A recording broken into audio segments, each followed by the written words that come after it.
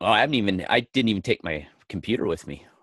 You didn't? All right. So, Gary and I are sitting here talking about his off the grid project. We keep promising that we're going to update his thing. So we just got done with one podcast and it's getting late and we got to get one out for Thursday. So we're going to knock out a quick one here to talk about his off the grid project and see where that's going now. So you leave California and you drive back up to Washington. And what did you hope to find when you got back up there on your property, and what did you find? Well, I was hoping to find a house still there was the most important part. No, I've got cameras. I knew everything looked good and I had people go up there. But we got a lot, like some certain parts of the country, especially on the West Coast, we got a ton of rain and snow, a lot. And I was worried. Fortunately, I'd fixed all the stuff my dipshit contractor did before, which one was sealing the crawl space off and doing the drainage correctly. So luckily I got all that done. So it was actually fine. It came out pretty well. The crawl space had some mildew in it, was a little gamey, but I'd sealed it up and I won't do that again. So I'm going to create some snorkels for my venting and stuff, and it'll be fine. And I put normal bat insulation in there because I insulated my whole house, and anyone who's done that knows it sucks balls. It is not fun to do, and I will never do it again. I said that, and then that moisture got into the insulation, and it's just not good to insulate a crawl space. It's better to foam insulate it. Mm-hmm. I wanted to, and I was going to, but I was doing the other rest of the house. I went, screw it. I'm doing it anyway. Let me put the bats in. Big mistake. So I had to tear all that crap out today, load it up. I got to take it to the dump tomorrow. So a waste of money and time, but everything went fairly well. With the rains, the bugs are out. So we're searching around trying to find all the crevices where they're getting in. Because the bugs out here, they're called stink bugs, but they're a version of beetles. Yeah, they're a pine beetle, mm-hmm. And man, they stink. Oh, they smell. Oh, we've got them so bad here in Kentucky. It's unbelievable. And they get in. We don't know how they're getting into our house. It's the only bug that we're finding. They must be the most intelligent bug at finding ways in. Well, and what we did today, because I went into the shed last week, and literally it was friggin' the birds with bugs in there. There was a bazillion pine beetles, and I went, God damn it, where'd these all come from?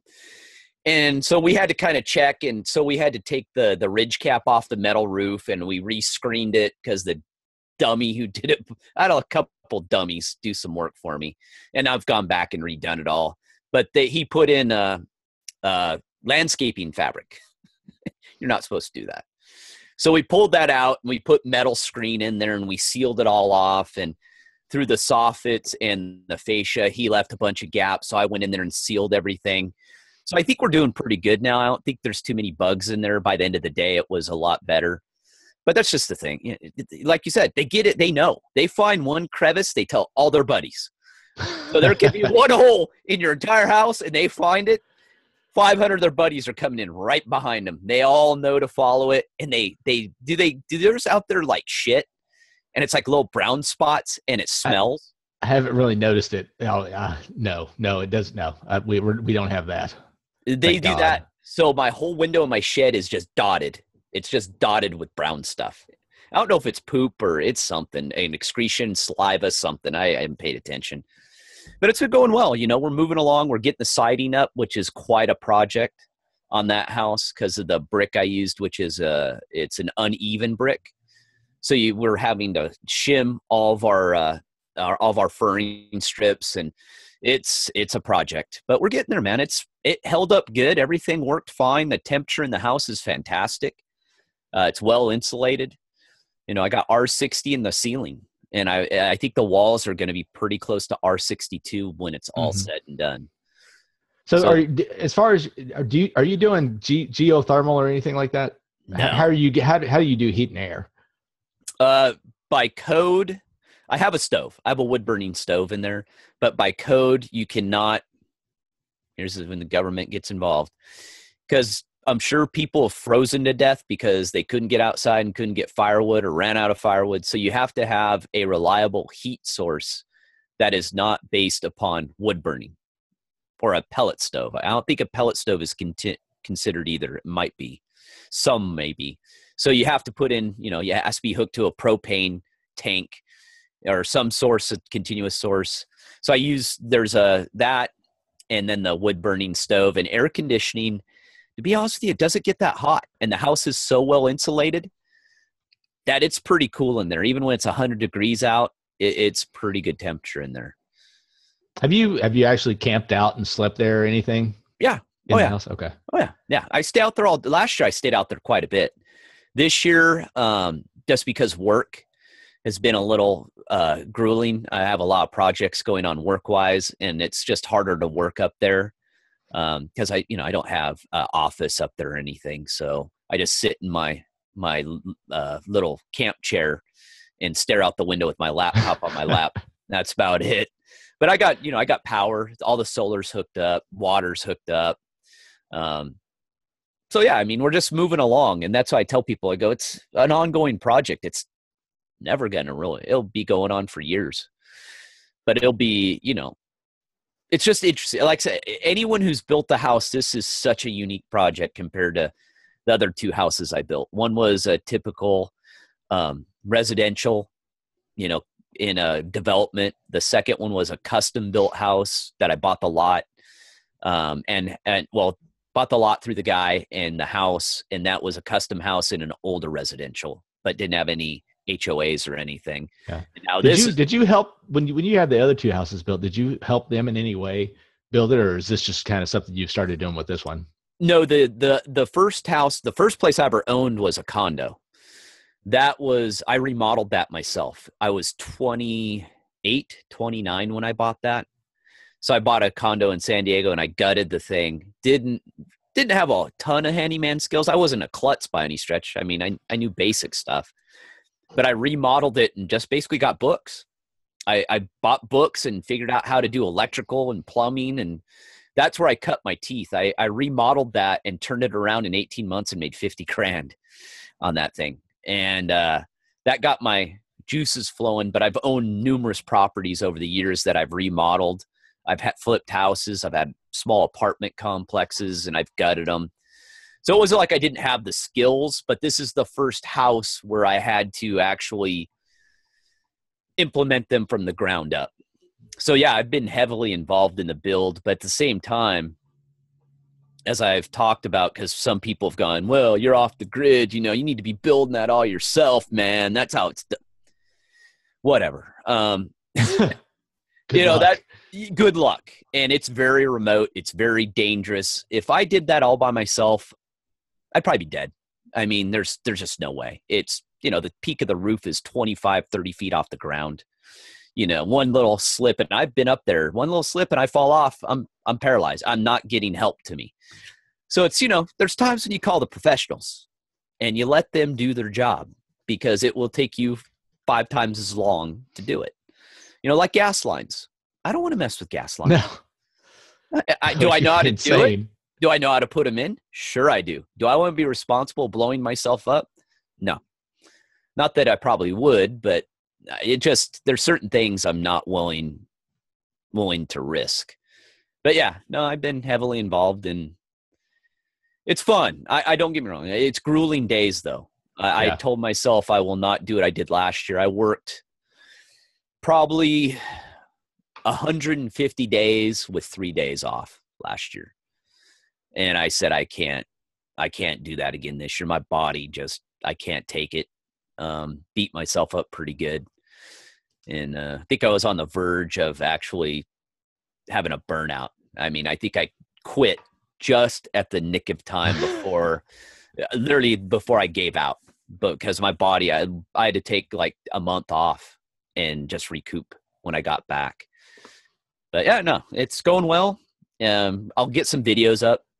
There hasn't been enough progress yet to put any videos up. I want to show it. I want to show the siding, because the siding, it's complicated. It's just, and if you guys are watching this, listen to this podcast, and you only know about Old Dude's New Tricks, if you want to see the off the grid stuff, you need to go to Gary's Primal Power Method page. and check out, because he does great video updates of his project going on. So if you haven't been over there yet, you need to go over there and check that stuff out too, because Yeah. that's where you're going to find all this stuff. This is just this conversation does not do it justice for what Gary's doing up there. That's for sure.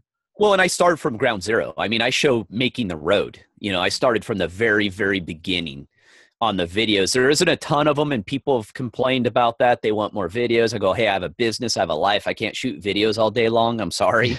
I would love to. It would never get built. Well, it would never get built, and why would you? It's just, I like to show progress. I don't want to show you just small stuff.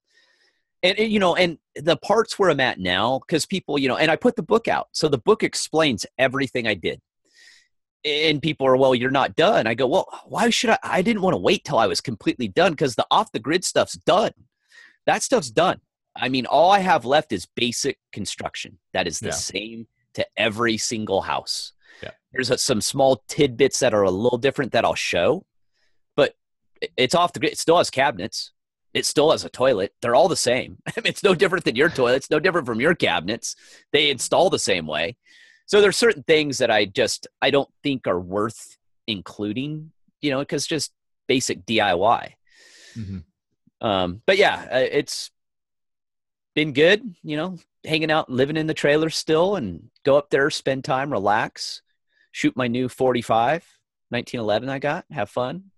Just got my 1,000 rounds of ammo in the mail the other day, so got a lot of ammo to go blow up, and it's good times, man. I think as people, I'll show more. Yeah, I'll show more. I'm sure you didn't. You were working all day today, but on CBS Sunday morning today, they had a story called "Living on the Water: Welcome to Freedom Cove." It's about this artsy couple that have built this entire, almost like a community, with a house and garden and all this stuff on barges out in the middle of a I've heard of that. Clayoquot Sound in Vancouver Island. I know that's not how you pronounce it, but it is. I'm looking at a picture of it right now. They're all incredible. Right? Yeah, all the barges are connected. Yeah, it's and he moves it around. You can reorganize the whole thing. It is unbelievable. Oh, it's cool. There's a lot more of that out there, and has been for a long time, that people have never heard about. People living on barge houses, or float houses is what they call them. It's cool. I looked into that. It is stupid expensive. Oh, really? Well, far as, I mean, you just can't, just hang out. You got dock fees still. I believe it's called dock fees, and you got to build the house, and it's a pontoon. I mean, it's a floating house. It's either on pontoons or they have this styrofoam and concrete. It's crazy. I mean, some of the stuff you can do. Have you seen the one? There's a guy that makes floating, their houses, but they're made out of plastic bottles. It is the craziest thing you have ever seen. They are cool. I have not seen that. They go round up all these, him and his son did, I can't remember what it was called, but he's well known for it. The guy's pretty eccentric. He's a goofy guy. But what they do is they grab all the plastic water bottles and Coke bottles and all that, and they keep the lid on them. They put them in bags, so net bags, and then they tie them all together. And they layer them, and then they put wood, and then they layer it, and it turns into a floating, basically, island. Huh.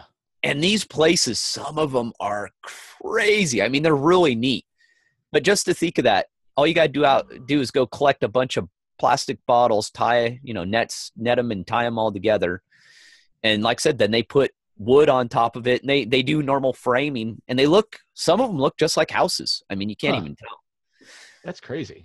Oh, people are getting creative. I would love to be able to do something like that, but yeah, I'm looking at a picture of it right now. An island made from plastic bottles. That's insane. Well, what I think is crazy about it is you can tell, like, both this one and talking about the other one, the barge house or the float house, the amount of greenery that they have put on this too. I mean, it's not just a structure; it's total, like, garden and trees and everything else that you would have on a regular property, but it's all floating in the middle of the water, man-made. And yeah, that's what I mean. That stuff to me is so cool. Like I said, I wish I could do something like that. And maybe, heck, who knows? Maybe it's in the cards down the road to do something more adventurous like that. Um, I'm open. Who knows? My house. Anyone who's built a house, this is number 3. And trust me, most people never. And not saying I built them. Even if you have them built, they are incredibly stressful. Having a house built is, you did a huge remodel. Yeah, or just a huge remodel. That's even more stressful because you don't know what it's going to do to the structure that you're already building onto. And if they ruin it, you're screwed. Yeah. I mean, you're talking hundreds of thousands of dollars to fix. Yeah. And, a couple years of new construction to fix the crappy construction. And yeah, it's stressful, but it's well worth it. I don't regret what I'm doing one bit. And I put on the hose and I giggle. I just laugh and I let the water go down the hill and people go, "What a jerk." I go, "No, I'm circulating my well." Yeah. Because, it gets stagnant and I'm not there. So I want to circulate the water. But I laugh because in California, if someone saw me doing that. Oh, you'd go to jail. Oh, I'd go to jail. I'd be in deep, deep shit. That would not go well at all. And you just kind of laugh. And I mean, it's like, I'm not wasting water. It's my well. I paid for it. I don't want, because if you don't turn your well over, you let that water sit, it's just not good. So, I mean, I'm not running it every single day, but I do circulate the water here and there and drinking it. Oh, it's fantastic. There's nothing better. How do you filter that? I have for drinking, I use this thing called a Berkey. Berkeys are pretty well known. It's a steel canister that's got a double filter system in it. They're really cool. Look them up. It's Berkey.com, I think, or BerkeyFilters.com. They're a couple $100. I've got 2 of them. I use one in the travel trailer sometimes, and then I use that one up there all the time, usually. I haven't set it up this year. It's still sitting there with a bunch of dust on it. But yeah, no, they're great for that. And the well's been tested. I mean, the water's totally fine. Yeah, well, I mean, when I grew up, I grew up on well water. Me too. I drank that until I was, from the age 7 to probably 16. So, yeah, I don't know if I would trust it these days. It's tough. You don't know. Because I mean, you don't know what's penetrated that ground. And that's into it these days. Well, and that's why I filter it anyway. And that filter's like 99.999%. And it's not. I should take it's not just a particulate remover. It's just not a filter. So that's where it's a purifier. That's where the Berkey's different. Because there's water filtration and then there's water purification, which are 2 different animals. Purification is when it removes pretty much everything harmful, but the way the Berkey works is it doesn't remove all the minerals and elements that you need to be healthy as well. But I'll put a shower filter in too. I've been using shower filters for years. I'll put one in there too because your skin is your biggest organ on your body, and you can absorb something toxic just as quickly through your skin as if you drank it or consumed it. So, I mean, I'm not going to be an idiot, but to put in a full filtration system, I think would be, and purification system would be overkill. And it's expensive. And then I have to drain it at the end of the year and I have to disconnect everything. I just don't think it's worth it, but I'm not going to go drink. Well, I drink the water out of the hose. I ain't going to lie. I haven't gotten sick, but I choose to filter it when I can. What kind of like in Kentucky, we're famous for our limestone base. So our water is very well filtered in streams and in wells and things like that. What's kind of the base there for natural filtration? It's clay and granite. So we have a lot of decomposing granite. So it just kind of, when it comes in, it saturates and filters through the layers. And then you have your aquifers at the bottom and your streams, your underground streams and stuff. So it's different. The water tastes different than where I grew up in California in the mountains there, because I grew up in the Sierra Nevadas, and the water there is sweet, is the best way I describe it to people. It has a sweet tint to it. And it's weird how you could go different parts of the country and the water tastes, and I'm not talking tap water. I'm talking, mountain water. It tastes different. It's kind of interesting to see how that works. But yeah, no, it's I'm at the top of the hill. That's a good So, place to be when you're drinking water. well, I agree. I think of all the water that runs down my property. And don't get me wrong, I'm not doing anything wrong, but you think of that and you go, okay, all that goes downhill and that ends up at the bottom. But eventually that sinks in, and I'm probably tapping that water too as it goes down to, the aquifer or whatever's down there, any beds that I'm getting into the water or fissures. So it's hard, man. Water's tricky. That's why I wrote a whole chapter in my book about wells and water rights. It's an interesting little animal. They're restricting some wells out here. They're starting to do it. So wells are becoming a hot button issue because some states and some counties and they're restricting them. They're saying no more Is that out wells. of fear of communities not having enough water if they're getting tapped through? Dude, I know it's a big problem in California because they were draining the what do you call it? The water underneath the ground, in, like they say there's almost like lakes underground, and California was draining theirs. Those are the aquifers. Okay, That's what they call aquifers. them. Yeah. Okay. It wasn't just because where I grew up was called the huge fights over water because LA did this between a guy, I can't remember, his name was Mulholland, the local, and sold all the water rights and did something. So where I grew up was a lush farming green valley, and now it's a dry, parched desert because all of our water goes to LA. And that's what I mean. I grew up with water right issues. I understand it. What it is if you're considered upstream or up at the top of the aquifer, they're afraid that you're tapping the water, and they're arguing that since the water is running by gravity down, that they have water rights, and it just gets goofy. I don't understand it. They're afraid that, especially farmers are going to tap into an aquifer and they use a ton of water. So they're afraid that they're taking their non-fair share of water from someone down below them, or who knows. I got a well. That's all. Well, yeah, and I know, like, if you read on that, I guess the famous case of the government controlling the water is the Nestle case, where Nestle, is that in California, where they've paid? I believe so. Yeah, right. They get first rights to a certain amount of water, and during the drought, it's like everybody else is restricted but Nestle, and they can keep pumping out. Oh, there's numerous places that are not restricted during the drought. Numerous. Yeah. You ever Golf see courses. You ever see movie stars cutting back on their mansions water? They're using. Didn't Al Gore get caught for using hundreds of thousands of gallons of water?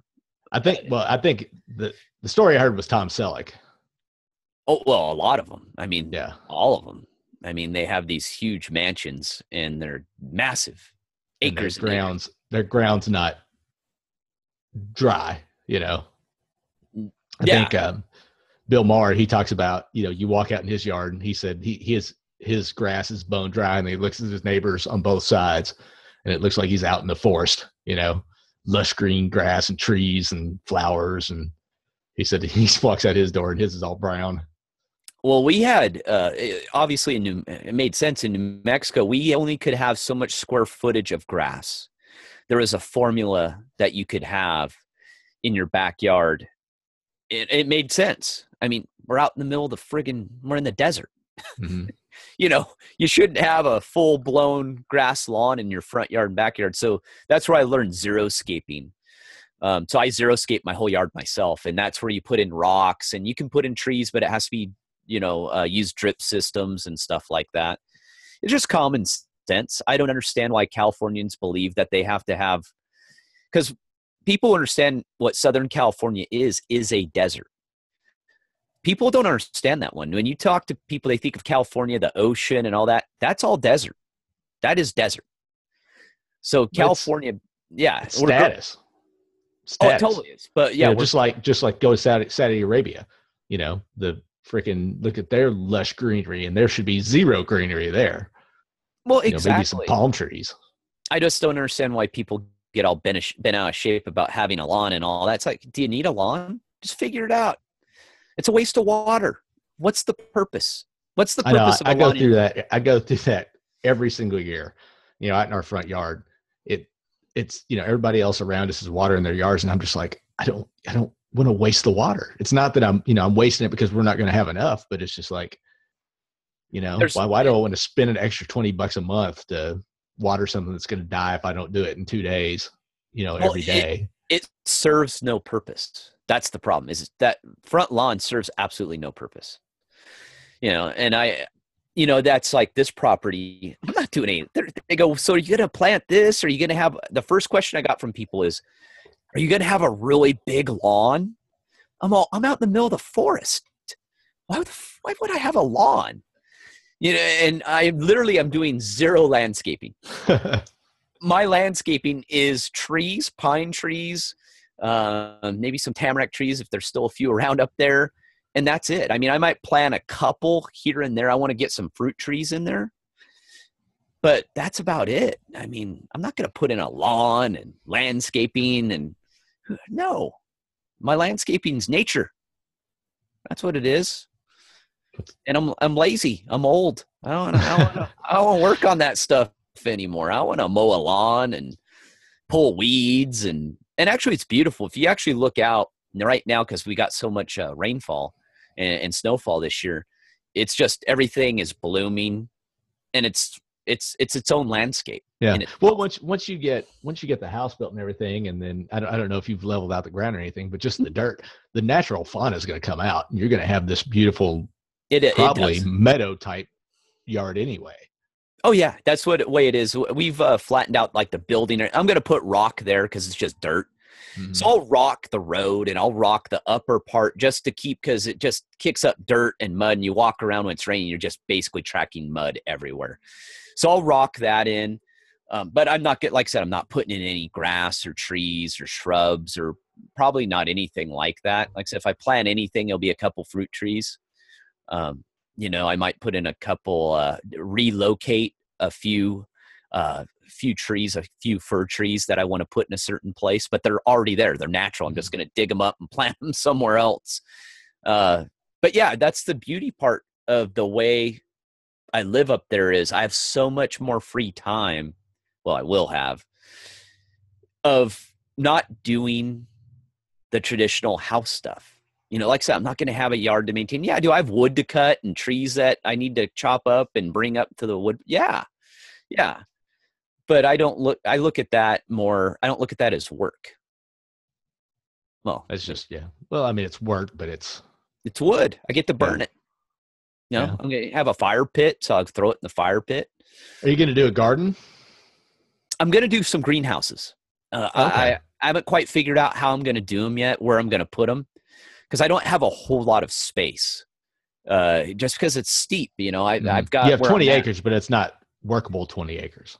Well, I mean, yeah. I mean, it's one of those, you don't want to hike down a hill and up a hill to get to your greenhouse, that's, 3-4 acres away. So, it's just, I just have to figure it out. I have to figure out where I'm going to put it. But yeah, there's going to be a greenhouse for sure. And I have to have a greenhouse, because if I don't have a greenhouse and I tried to have a garden, all I'd be doing is feeding the deer. That's true. And the squirrels. And, the deer, there's a lot of deer there, and the squirrels, they had a good season. They're out. Mm-hmm. The last 2 seasons, I only saw a couple squirrels, and it's cyclical. Like, how it is, like rabbits. Mm-hmm. If you went rabbit hunting growing up, there'd be some years where there wasn't very many, and about every 4 or 5 years, there'd be a bunch. And then all of a sudden it dwindled down. And that's this year. There's a lot of squirrels and field mice. I pulled up the tarp, and there's probably 100 field mice. Oh my gosh. Underneath, I kidding me. And because I had my supplies, I tarped them and put them on pallets so they wouldn't get all moldy and wet. You screamed like a bitch? No, I pulled it off, and I went, shit. Because I saw them, and my buddy, my helper, he goes, you got to kill all those? I go, nah. So I get up there, and I'm kind of brushing them off, and they're literally just kind of hanging out, climbing over my feet, and they weren't even scared. They were just chilling out, and they're like, dude, you just screwed up our whole house. And they had gotten a box. This is how cunning little animals are. So they found my cardboard box that I had my plumbing stuff in. They chewed a whole side of it and then made a beautiful nest. I mean, this nest is huge. And it was all under the tarp there, perfectly dry. But yeah, I don't know if they made it after that because it's gotten pretty cold and I destroyed their house. But it's pretty interesting how it was literally close to 100. Wow, that's crazy. It was a 4x8 and there was 3 different families in there, all in there. And there's just little mice, baby mice friggin' everywhere. It's kind of cool though. Yeah. Well, I mean, that's it. You know, if you're going to move up there, you got to expect nature is going to be part of your life. You know, if you can't accept that, then you can't do that if you don't think nature is going to be part of your life, you know. Oh, and I have a wolf. Usually my camera catches him every morning about 3:30 in the morning. And guess where he is? He's right by where those mice are. And that's also where the turkey, I have a bunch of wild turkeys. They range anywhere from 20 to 30 that roll through this certain part of my yard. Well, I'm pretty sure I caught him and it was nighttime, but my black light went off so I could still see him. Mm-hmm. It looked like he was crouched down and I went, I bet boy's getting himself a turkey. And it's kind of cool to see this stuff. And, I've seen everything but bear. I have not seen any bear, which kind of surprised me. Moose, elk, deer. How high will a bear go up a mountain? It depends. I mean, bears will roam. They'll go anywhere. I've seen the scat. I just haven't seen the bear. Oh, okay. And I'm glad. Don't get me wrong. I don't like seeing bears. Even growing up, we used to get bears and it wasn't fun. They're scary. Are there mountain lions that far north? Yeah. I've gotten, the first year I had a big female that was coming through the property because I kept catching her on my cameras. I think she was eating the deer, getting the deer or the elk, but I haven't seen her this year. But I got a moose that roams through every once in a while. He'll just walk right through the yard. Yeah. I got a couple pictures of him. I'm sure you've heard the Joe Rogan story that he tells when he lived in Colorado, which caused him to move from Colorado. You know, he had this cabin up in the mountains, beautiful place. His dog goes missing. Don't know what happened to him. And one night he's sitting out on his back porch and all of a sudden a mountain lion comes walking out of the woods and he's like, holy shit. And he had a little, I think his daughter was just kind of newborn and he's like, yeah, probably not the best place for kids, as much as he loved it up there. He ended up moving back to LA. I think that's pretty much what caused it is that. But he still lives in LA. He talks about mountain lions all over the place. So it's not like there's a lot of mountain lions in the hills of LA. Oh yeah. So it's not like he got away from it at all. But I see all the time in Southern California when I'm out mountain biking, I see coyotes all the time. I've seen a couple mountain lions and they scare the shit out because they're tracking you. If you're on your mountain bike and you see them, they're more than likely tracking you. They've been following you and seeing what you're all about. And mountain lions are scary because you're not getting away from. I don't give a shit what anyone says. You're not getting away from a mountain lion. That's an ultimate predator. I mean, those things jump on your head and you're done. And they're sneaky. You can't hear them. You usually don't see them. I'm surprised more people don't get attacked by those in California. Anywhere. They're usually pretty shy. I mean, they don't like to be seen. They really don't. And that's why I say if you see them, there's a good reason. I mean, You're seeing them because they're letting you know, hey, I'm here. But usually, they're like I said, they're probably tracking you. And every time I see one, I literally bolt, man. I take off. I try and get out of there fast as I can. Keep looking behind me because that's what they do. They sneak up behind you and they like to jump off ledges onto you. Mm-hmm. But yeah, that's life, man. Humans aren't the ultimate predator. No, I don't know why. No, you live out in the woods, man. You're not on the top of the food chain. There's all kinds of shit that can eat you. All kinds of stuff. I mean, even a pack of wolves can take you down. Well, that's what I was going to ask you about the wolf. Is there, you saw one. Do you think there's a pack because usually they don't operate on their own? Believe it or not, wolves will go solo. That's a misconception. There are wolves that will go solo. They tend not to. But I've seen there's more than one because I've seen more than one. So I know there's at least 2 or 3 in there, but I'm probably only catching because the camera may not be catching the next one. Yeah. It depends on the delay I have. Like I'll set the delays because sometimes literally the thing will be going off all night and it's 3 deer here. There's a turkey. There's a coyote. I mean, the camera's going off all night. So sometimes I'll just set the delay so it doesn't catch every single thing that's tripping it. Yeah. But it's cool. I mean, it's cool to see all the stuff that's there. The coolest thing is to see a moose. See a moose literally roll right in front of you. Just walk, look at you, see like, hey, what's up, man? And just keep on going, roll through. Because anyone who's seen a moose close up, they're huge. Mm-hmm. They're massive. They're monsters. And they're cool though. I love moose. I mean, I think they're neat animals because they're pretty, and they're mellow around here because you can hunt them, but it's a lottery, and you get one a lifetime. Oh my gosh, really? That's it out here. Yeah. So if you get one, meat, man, if you got one, that'd be some meat for years. Freeze that shit. I mean, that would be it. Is there anything now, like, can you hunt anything right now? So, I mean, do you feed yourself any not now because I'm there? usually too busy. I think, is it the beginning? Turkey starts either right now or when is it? Because there's 2 separate parts of it. Because in the beginning it's toms, and then you can get hens at the later part. I have to get my hunting book. I'll be honest with you, I'm confused half the time.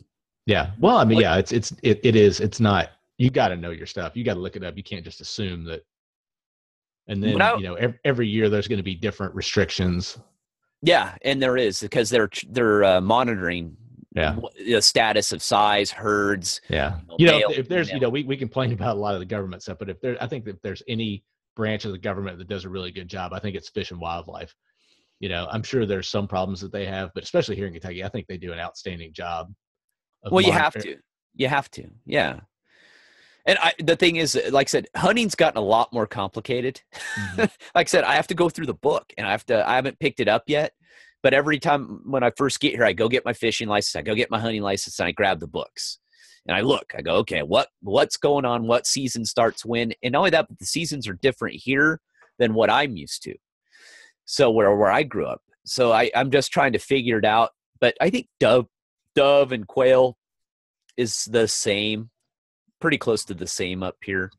And I'm more of a bird guy. I always grew up bird hunting. I love bird hunting. But I think dove season, I take that back. Dove season up here is only like 2 weeks, if I remember right. It's really short. I went out grouse hunting. The grouse are out. God, they're big too. God dang, I love grouse. Those are good eating. But I go grouse, dove. Tried quail. I didn't see. I saw them when I was driving. Never saw them when I was out walking around.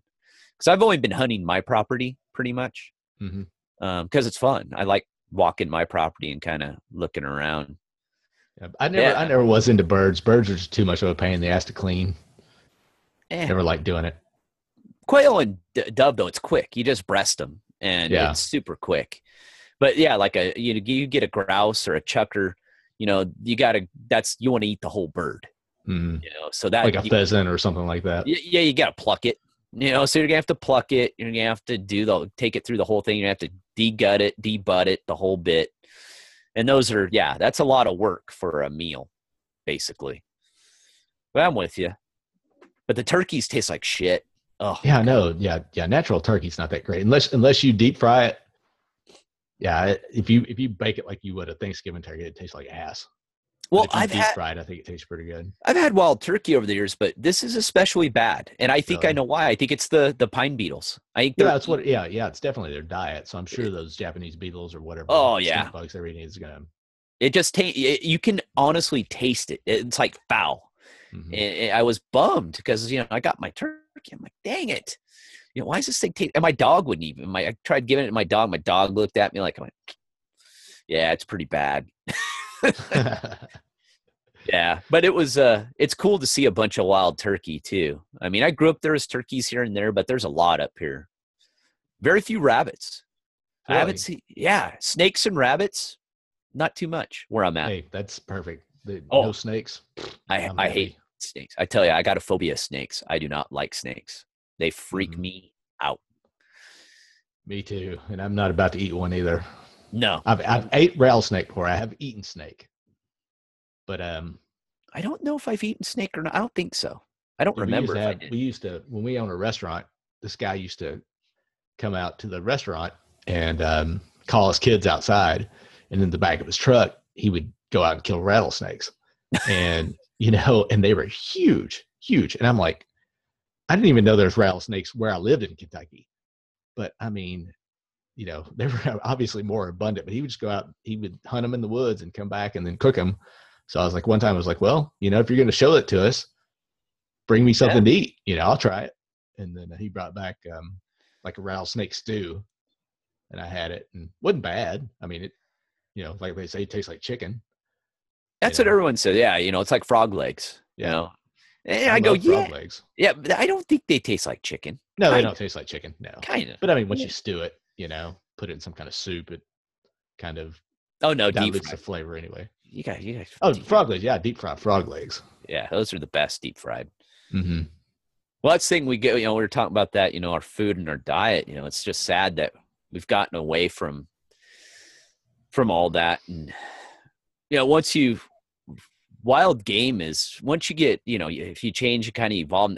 Wild game to me is just so much better. It tastes so good. I mean, there's nothing better than an elk steak. Oh yeah. Oh God, it's so good. Yeah, that's the thing. I don't get to hunt anymore. I mean, or at least I don't get to hunt anymore. That's on me, not on anything else. But they repopulated elk. Talking about the Department of Fish and Wildlife, they did about 10 years ago, I think. They repopulated Kentucky with elk.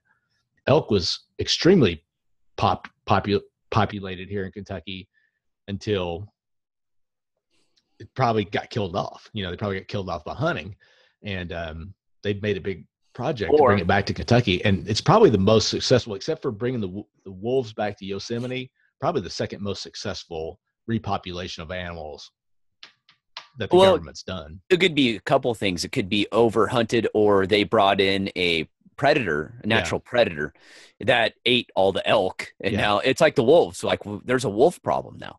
Mm-hmm. Wolves were going extinct in certain areas. Well, they brought them back and they didn't control them. And now the wolves are eating everything. Yeah. Dogs, chickens, cats. And they're getting everything. And so that's where Fish and Wildlife comes in, because you have to, and that's, hunting is a natural process of controlling animal populations. Because if we did not hunt and eat animals, they would literally just overgrow. They would continue to populate, because animals usually can have offspring much faster than humans. And that's part of it. It's part of the circle of life. I hate to say it, but we all eat each other in one way or another. So animal population is a delicate balance. It doesn't take much to throw it off. Like, one of the biggest people that are against putting a wall between us and Mexico is the wildlife, that it's going to reroute these wildlife, and there's going to be species die out because they go between that area. They got to migrate to stay alive. Oh yeah, that's true. You wall off the southern United States, there's no telling what that's going to do to the ecosystem. Well, and they go south, especially like birds, because they go to warmer climates during the winter, and they have migratory patterns, and that's true. And the consequences of that. But most people don't even think along those lines, because we're so out of touch with what animals do and how they live, and that's why we were nomadic. We were smart enough in our ancient civilizations and cultures to understand that if we stayed in one place and we continued to hunt in that area, we would kill all the animals in that area. So we moved to follow the migratory patterns as well. And so we would follow animals in order to be able to continue to hunt, because you just can't sit in one place unless you domesticate. Once you domesticate, well, then you have other problems. If you domesticate and you're not rotating plants and animals as they do in nature, well, then you ruin the soil. Then, you know what I mean? Because you'll end up overutilizing, over farming. It's a really sensitive balance. It's like, I've known vegans who end up homesteading and starting their own farm. They soon learn that you cannot just raise plants without animals, because you have to have the manure. Otherwise, they're spending a fortune bringing in the manure, composting. They can't do enough. So they Hmm. start to realize that it's the natural pattern of the animal to eat some of the plant's poop, create fertilizer. They eventually die or they get hunted, then their bones and all that goes into the soil, decomposes. There's a true circle of life. Isn't just something someone made up. I mean, it's Hmm. true. We come from the ground, we return to the ground, and it continues over and over and over again. Yep. So yeah, All right, dude. Well, I'm gonna let you that's cool. go off and get to bed. Just wanted to get an update on your project, and hope everything keeps going well. Because even though you had problems at the beginning, I think you've kind of got it all straightened out now. I don't hear you talking about the issues that you had maybe a year and a half, 2 years ago. So it's good Oh to see that no. everything's going good. Well, and that's typical. And people think I've heard people go, "Oh God, Gary, that sucks." This and I go, "Man, if you've been around construction long enough, it always happens. Hmm. And it's just how you fix it. You have to figure out how to deal with it." This project it made it harder because it was unfamiliar to me. So I was relying upon some people to do things for me that I wasn't quite sure because I'd never used that product before or worked with it.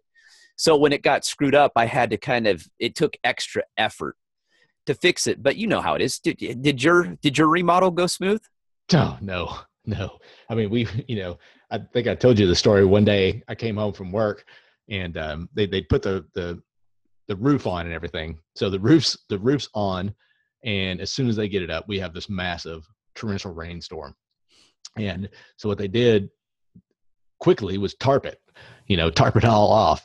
And I walked in, and this is 3 o'clock in the morning, and I'm just trying to get to bed. I was staying, I think that's the small amount of time we were staying at Emily's parents' house. So I better just want to come by and check on what the rain did. Well, I walked upstairs, and the tarp had fallen through, and it created this bubble that was at Oh least no. 6 or 7 feet wide, and it was like a balloon as full as it could get of water, and there was a seam that was getting ready to crack. Oh So no. I was like, holy shit. So I had to get buckets. So I got this 5-gallon bucket, and I'm like, if I puncture it too much, it might just all explode. Yeah. So I had to put a small hole in it. It's only as small as I could get to where it was coming out, and just really monitor it. So I sat there and just would fill that. It would take about 5 minutes to fill one of those buckets up. And I had two of them. I would fill one up, dump it, let the other one fill up, dump it. And I did that for 6 hours, because I did not want to let that explode. And it was still raining too. So it wasn't like it was kept filling up. So I finally got it to a point where I could push it out over the ledge. And then I took a 2x4 that was cut and stuck it up there and created like a little tent to get it off the side. But it's just little things. If they're not on top of everything, there's going to be issues, and it's not Well, necessarily their fault. well, that's what I mean. It goes both. There's just things in construction. It just doesn't go smoothly. I don't Mm-hmm. care. I've met very few people in life that I go, did you had your house built? How'd it go? They go, you know what? It was the best experience of my life. The first Yeah. words you hear are, I'm never doing that again. Yeah. Well, Because that same it's just, storm, it completely destroyed our living room because water leaked in from the chimney. They didn't tarp off the edge of the oh, chimney. So it got down in our walls. And we didn't notice it at first. It took a few days, but then all of a sudden it just started turning brown, the whole roof. And then it started kind of caving in the living room. And they had to tear out, I think, 2 walls, the entire ceiling, and redo that whole thing. So, it's one of those things where it probably cost them money. I mean, oh, in the end. I'm sure it was an insurance claim of some sort. Well, sometimes they don't, that you, as a contractor, I guess sometimes you have to factor in, do I want to turn this into my insurance, or do I That's just want to true eat this cost? because it's And I going to think go it was up. one of the, yeah, I think it was one of those situations where it was better that they ate that cost. What was their fault Yeah, when you think about exactly. it? Yeah. But So, how long did it take you to do that remodel because you put a whole floor on? hmm I think it took 6 to 8 months. I couldn't tell you exactly. One floor, just Yeah. to put one floor on. Think about that, 6 to 8 months. You know, it takes a long time. There's a lot of things that can go wrong. And that's why I'm just honest about it. It's just stuff that comes up and it's every build, it's every hmm project. And you just sit there and it sucks and you go, oh, God. But you have to fix it. It's one of those deals, you just fix it and move on. And I know my property, it's so unique that it's one of those that I expected things to go wrong. It's when people, through incompetency or through their Ignorance. immoral ways Oh yeah. and Well, yeah, that too. ignorance, do it. That's when I get bent out of shape. That's when I go, you know what? That's just not the way to live your life. That's not how you do things. And there was a lot of that. There was a lot of stuff done that wasn't done on purpose, but it was done on purpose. You know what I mean? Save a buck here, save a dime there. And during the whole time, they're screwing me because I had to go back and fix it all, which cost me way more money and time to fix it than if they would have just done it right the first time. Mm-hmm. But you see that all, I hate to say it, it's all through the construction industry. You'll see it every project you run. If you're not on top of them and watching them, they will cut a corner. They'll do something stupid just to save time or money, and it will screw you big time. And then you got to go back and figure it out.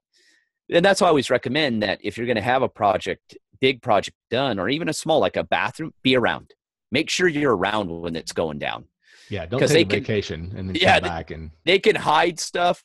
I've pulled projects apart from houses that I bought that were remodeled like 10 years ago. And I pulling stuff apart and I go, oh my God. You're like, holy shit, they actually did this. This is, and you're all, God, I'm glad I'm tearing this all out because I didn't know that was going on. You got mold. We bought this house, or Emily bought this house 10 years ago, and it was completely remodeled from what it was before. So it was a beautifully remodeled house. Well, just recently we're getting a new we have French doors in the back, and we're getting a new sliding glass door because the French doors are kind of our dog tore them to pieces just scratching. So we're putting a sliding glass back there. Well, when they came out, the people that do the doors came out and looked at it. They looked at the doors and then looked at me, and they go, "Did you do the remodel on this house?" I was like, "No, they did it before we moved here." He goes, "These are indoor French doors. These are not meant to be outside." And he showed me the hinges, and the hinges are all rusted out. He goes, "I could take those out and be in your house in 2 minutes." Oh yeah. He's like, "There's no security on that." He said, that's why your doors are falling apart. That's why they're, and I was like, oh my God. Because interior French doors are much cheaper than exterior. Yeah. That's why they did that. And they knew you wouldn't know the difference. Well, and they knew they were flipping it basically, so. That's a common deal. You would be surprised how many contractors will throw interior French doors outside because you don't know that is a common little trick, but you know what they charge you for? Exterior French doors. Exactly. Which is about double. She paid for the upgrades of this house. She probably spent more. She wanted to live here. She was kind of one of those neighborhoods where you can get a lot more for your house just based on where it is. Gotcha. So she wanted this house enough that she paid for it. So,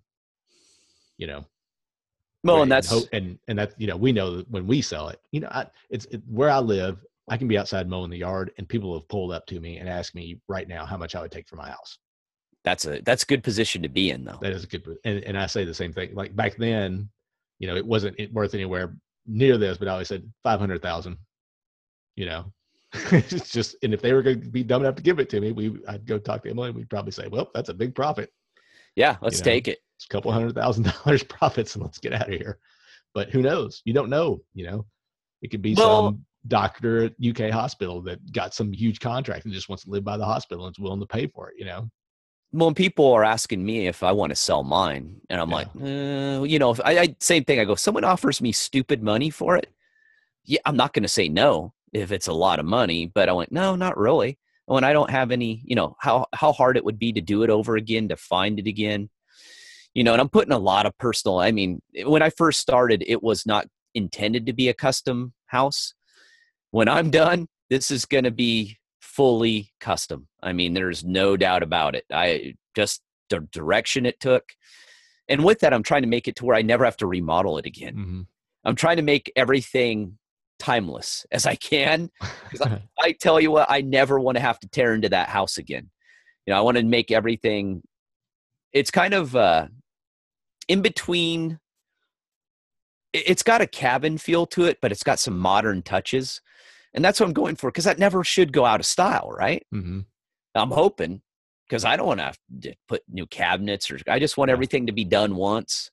And then Well, yeah, I know you're like putting in what kind of marble you're putting in? oh, I was going to put in cultured granite if I can Oh, find it, cultured granite. cultured I, granite's hard to find. It's yeah. not done too much anymore. Have you looked at a lot of people are building what is using concrete. Mm-hmm. Have you thought about doing that? I have. It's a lot of more work than people Is it? think. Well, yeah, and it can crack, and you got to seal it, and there's a whole process to it. It's cool, but I look at that as trendy. Mm-hmm. So I'm afraid that you do it, and once you put those in, they're not going to be easy to take out. Yeah, you're gonna just Because you're building a concrete form, basically. Yeah. You're building the concrete form, and then you're pouring it, and you've got to support it and put in, some sort of I